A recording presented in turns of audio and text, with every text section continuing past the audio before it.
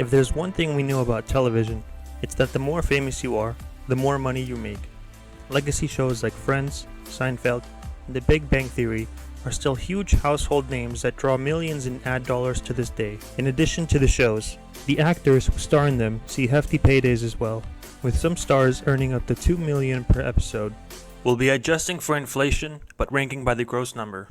James Gandolfini, $1 million per episode of The Sopranos. Hello? Tony, I love you. You got the wrong fucking number. Don't call you again. It's impossible to overstate The Sopranos' influence on television across the globe. It obliterated ER's lock on what a respected drama should look like. Every drama that premiered afterwards bore its mark. Plots were instantly darker, heroes became anti-heroes. Even comedies adopted some of its hallmarks, including deeply flawed main characters and twisting, highly serialized storylines. It ran for 6 seasons from 1999 to 2007 and followed the work and family life of Tony Soprano, leader of the Soprano crime family. The show was a huge hit and pushed the boundary of what TV could be in the early 2000s.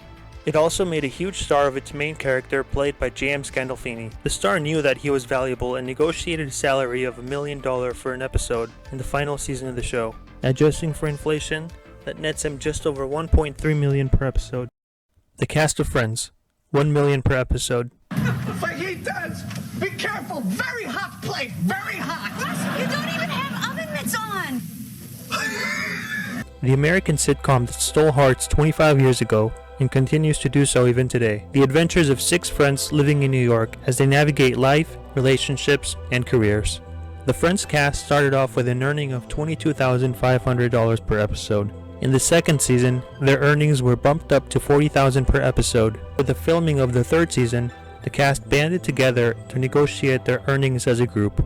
They ended up with a decent deal that paid $75,000 per episode for season 3, $85,000 for episode of season 4, $100,000 for episode of season 5, and $125,000 per episode of season 6. Ahead of the filming of season 7, the cast got together again and negotiated for a massive raise. They each ended up earning $750,000 per episode in seasons 7 and 8 due to this. For the last 2 seasons of the sitcom, the cast members each ended up earning $1 million per episode. Helen Hunt and Paul Reiser, $1 million per episode of Mad About You. Every time I look at that now, see, I'm gonna be reminded of my failure. Why can't you let it remind you of my success? Because your success reminds me of my failure. The comedy revolved around newlyweds Paul, a documentary filmmaker played by Reiser, and Jamie, a public relations professional played by Hunt. Both of the show's leads were paid $1 million per episode for the show's final season in 1993. It was on the air for a total of 7 years, not counting a revival in 2019 that ran for 12 episodes. It was the show's pursuit of relatability that made it so popular. Hunt and Reiser actually almost didn't come back for the 7th season of Mad About You. One of the reasons they ended up doing so was thanks to Jerry Seinfeld deciding to end his show. When the network lost Seinfeld as its main contender, they were desperate to keep their other popular shows on the air. Hunt and Reiser made $250,000 per episode, but in the show's final season, because of the network's loss of Seinfeld, they were offered $1 million per episode. There's a gynecologist limboing in your living room. Jerry Seinfeld, $1 million per episode of Seinfeld. Is it Jerry Seinfeld? Hey, he didn't come with us. Tim, the pitcher. Jerry! Hey, Tim. Jerry. I didn't think you'd show.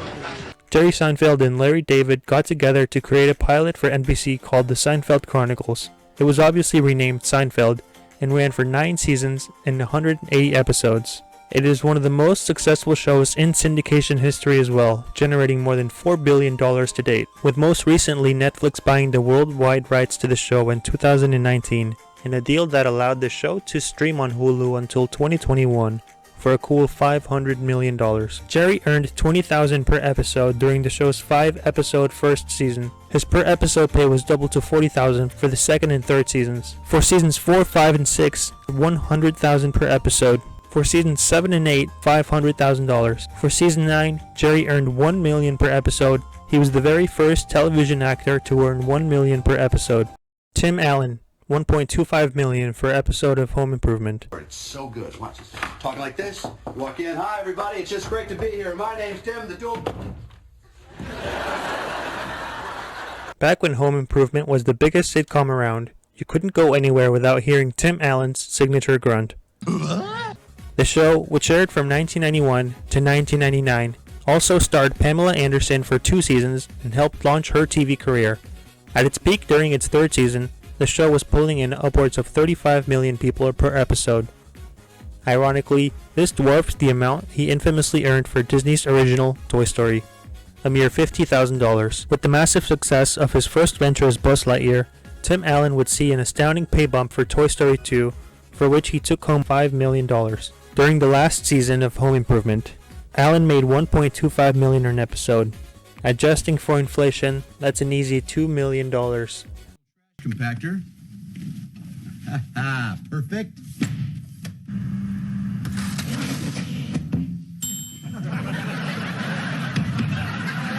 Chris Pratt, $1.4 million per episode of The Terminal List. Aim. Mark. Back. Right. Ready. Aim. Mark. Chris Pratt, the movie star and voice of both Mario and Garfield, is also one of the highest paid TV actors of all time.